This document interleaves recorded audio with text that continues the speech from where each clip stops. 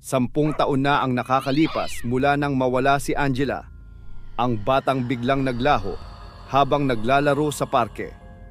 Walang bakas, walang saksi, parang nawala na lang siya sa hangin. Hanggang isang araw, isang matandang lalaki ang lumapit sa pulisya. May hawak na isang lumang kwintas. "Sir, nakita ko to sa may lumang bahay sa dulo ng bayan," bulong niya. Nang tingnan ng pulis, nanlamig sila. Ang kwintas na yon, eksaktong kapareho ng suot ni Angela noong araw na siya'y nawala. Pero paano ito napunta sa kanya? Dinala nila ang matanda sa istasyon. "Saan mo to nakita?" tanong ng pulis. Tumitig ang matanda sa kanila. "Sa ilalim ng sahig, habang ginagawa ko ang bahay." At may kasama itong sulat.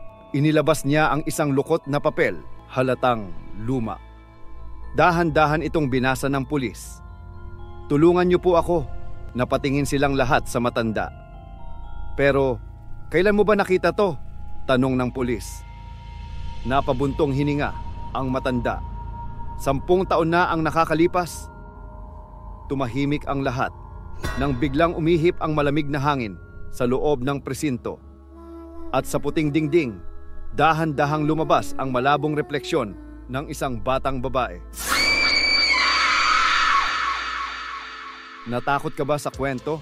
Kung gusto mo pa ng nakakatakot na istorya, comment more kung oo.